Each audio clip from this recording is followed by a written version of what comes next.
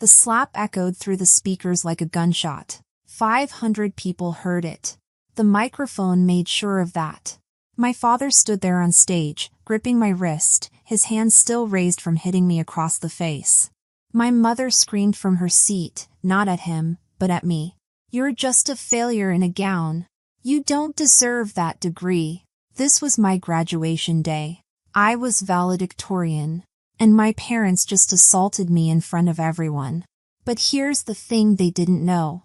While they were up there humiliating me, destroying what should have been the proudest moment of my life, I'd already set something in motion.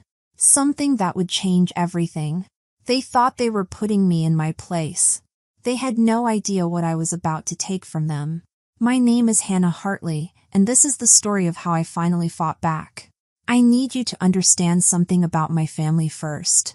I wasn't always invisible to them. I think I was born that way. My brother Owen? He was the golden child from day one. Mom used to say he was born special. The kind of kid who deserved everything, every opportunity, every celebration, every dollar they had. And me? I was the helper, the shadow. The kid who learned real early that nobody was coming to my school performances or science fairs. When I was 10, I spent 2 weeks in the hospital with pneumonia. I remember staring at that door every single day, waiting for them to walk through it. They never did. Owen had a basketball tournament. That was more important. So I learned. I learned to walk myself home from school. I learned to do my homework without anyone asking how my day went. I learned to celebrate my own victories because nobody else was going to do it for me. The worst part wasn't the neglect itself. It was how normal they made it seem. Like it was just the natural order of things. Owen deserved attention, and I didn't.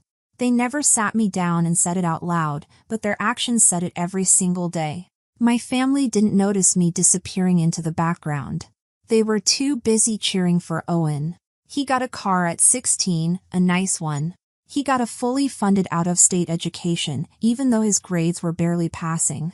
And when he moved back home at 27 with no job, no plan, and no rent money, Mom called it supporting his potential. I remember asking once, just once, if they could help me with textbooks. It was my sophomore year, and I was struggling to afford the required materials for my advanced chemistry course.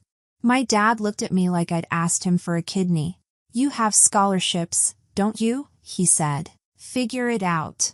Meanwhile, Owen's car needed new tires that same week. They paid for those without blinking. I worked 2 campus jobs and tutored on weekends just to buy groceries. Just to survive. But I didn't complain. I kept my head down and I worked. I studied. I dreamed quietly about a life they had nothing to do with. And somehow, through all that silence, I built something real. Something that was entirely mine. Graduation morning came, and I was ready. I'd earned the honor cord, that gold rope you wear around your neck when you graduate with academic awards. It took years to get that. Years of late nights and early mornings and pushing through exhaustion when I wanted to quit. When the sunlight hit it that morning, it shimmered. And for just 1 second, I let myself imagine my mom smiling at me, proud. I imagined my dad patting my shoulder. I imagined Owen joking that he always knew I'd make it. That fantasy lasted about 30 seconds. I met them outside the stadium, and my mom's first words to me were, "That rope around your neck, is that really necessary? You're not trying to show off, are you?" My dad didn't even say hello. He just sighed and said, "Keep things simple up there. Don't embarrass us. Don't embarrass them." Around us, other families were crying happy tears, hugging their graduates, taking pictures like these were moments they'd treasure forever. One girl's little sister held up a handmade glitter sign that said, "You did it." I used to make signs like that for myself when I was younger. Because nobody else would. I swallowed the hurt and told myself this day was bigger than them. I wanted it to be, anyway. But sometimes life waits until you're rising to show you exactly who's been trying to pull you down all along. Inside the stadium, I lined up with the other graduates. My honor cord felt warm against my neck. Around me, people were excited, nervous, calling their families to make sure they got good seats. I could hear snippets of conversation. A girl behind me was FaceTiming her grandmother who couldn't make it. "I'm so proud of you, baby," the grandmother said, her voice crackling through the phone. The girl was crying happy tears. I looked away. Then my dad appeared at the barrier separating the graduates from the guests. He motioned me over with 2 fingers, like I was a kid being called to the principal's office. I walked over, my heart pounding. He looked me up and down with cold eyes. "Keep your speech short. Don't try to make it emotional. No bragging. This isn't about you." My breath caught. "Dad, it's valedictorian. I'm supposed to." He leaned in close, his voice dropping low enough that only I could hear. "You don't deserve that degree." The words hit me like ice water. I stared at him, thinking I must have misheard. But he didn't blink, didn't take it back. He just let that sentence hang there between us like a verdict he'd been waiting years to deliver. Behind him, my mom rolled her eyes at my expression. "Oh, don't make that face. Just get through this, okay? And try not to draw attention. Try not to draw attention." At my own graduation, as valedictorian, I stepped back into line, gripping my gown to steady my hands. The music started. Names began echoing through the speakers as graduates walked across the stage one by one. My hands were shaking, but something else was happening inside me. Something sharp and clear and new. I'd spent my whole life making excuses for them, telling myself they were just stressed, just disappointed, just misunderstood. But standing there, hearing my own father tell me I didn't deserve the thing I'd fought hardest for, I finally saw it. They weren't afraid I'd embarrass them. They were afraid I'd outgrow them. When they called my name, the stadium erupted in applause. For a moment, it felt unreal, like the sound couldn't possibly be for me. I climbed the wooden steps, my speech trembling slightly in my hand. The lights were hot on my skin. My heartbeat was loud but steady. I stood behind the podium, took a breath, and then everything shattered.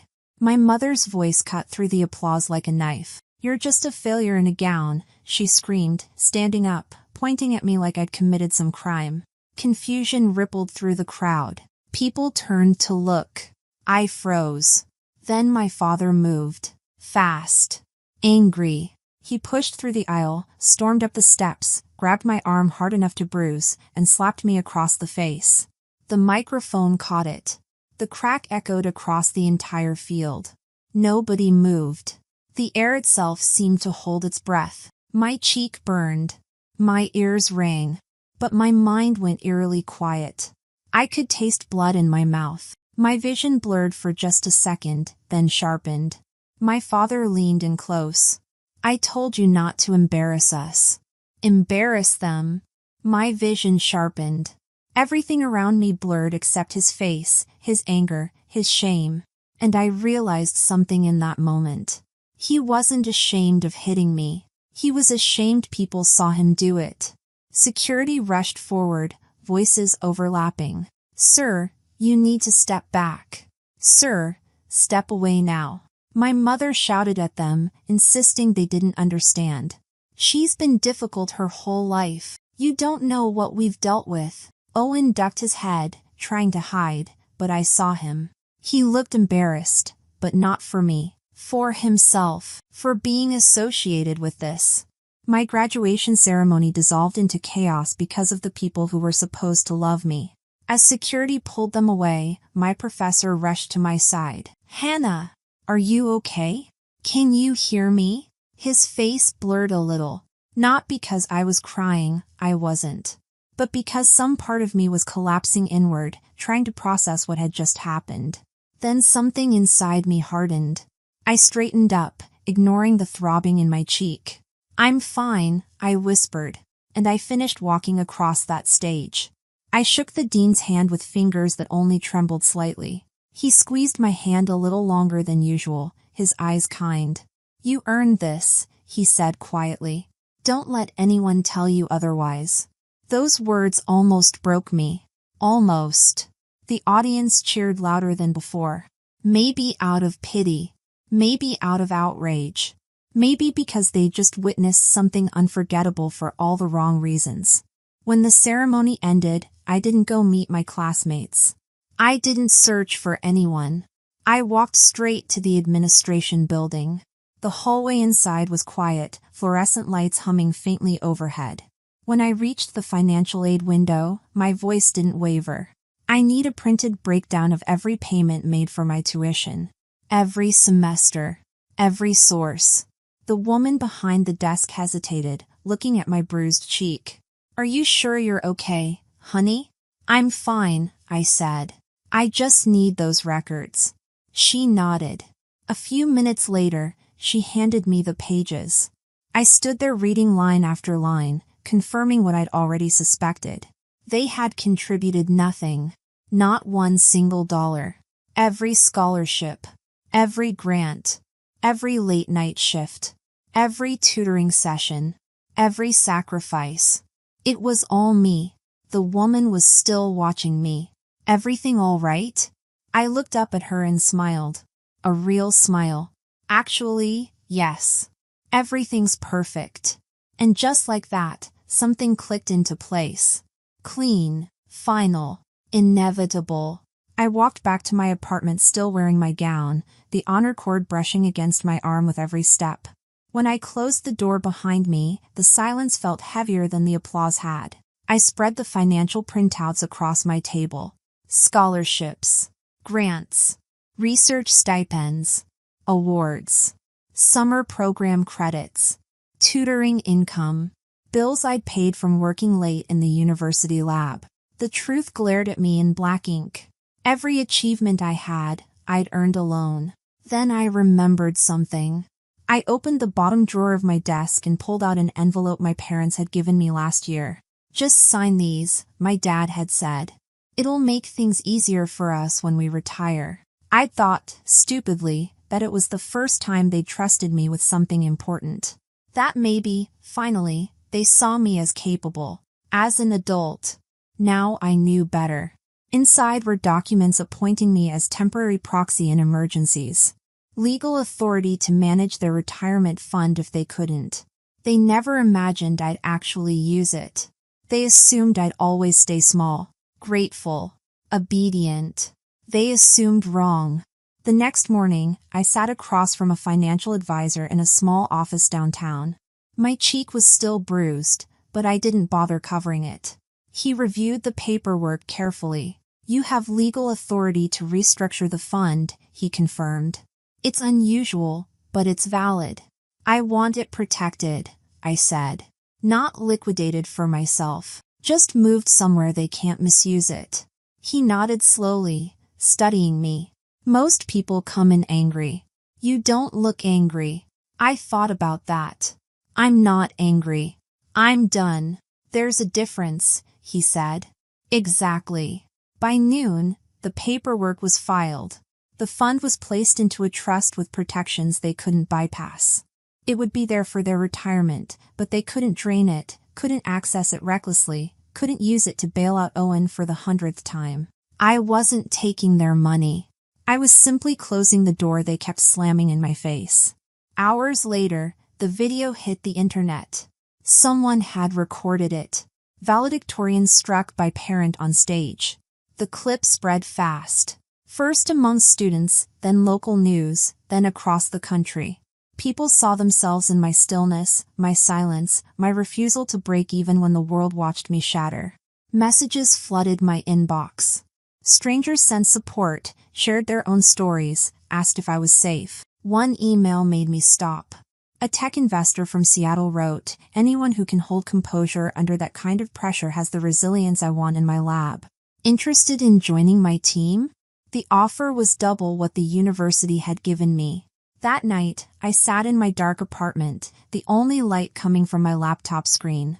My parents thought they'd humiliated me. Instead, they'd created the moment that changed everything. But I wasn't done yet. The next day, I returned to the university. When the auditorium was empty, I walked back onto that stage. The podium still stood there, silent and waiting. I set up my phone, hit record, and faced the camera. "My parents said I didn't deserve my degree," I began. "So let's talk about what I actually deserve. I laid it all out. Calm, factual, steady. The scholarships, the grants, the bills I'd paid alone, the proxy rights they'd signed without reading carefully, the trust now protecting their retirement from their own poor decisions. I'm not destroying their future, I said softly. I'm protecting mine. And honestly, I'm protecting theirs too, because left to their own devices, they would have burned through everything to support my brother's next failed venture. Then, as a symbol, not of revenge, but of closure, I fed the old paperwork they'd given me into a shredder. The sound was slow, deliberate, final. They had no idea what I would do next, I said to the camera. But I hope they learned something from what I did. You can't build someone's cage and expect them to stay once they find the key. I stopped recording. No dramatics. No yelling. Just truth. The video hit 1 million views in 2 days. My parents didn't call at first. Then on day 3, my dad left a voicemail. Hannah, send us the access code to the fund. We can't get in. No apology. No acknowledgement. No humanity. My mom texted hours later. Stop being dramatic. Your father needs that password. I sent one photo back. The shredder. The next text came from Owen. You're really going to do this? They're your parents. I didn't respond to that either. The next week, I boarded a flight to Seattle to start my new job. I didn't tell them.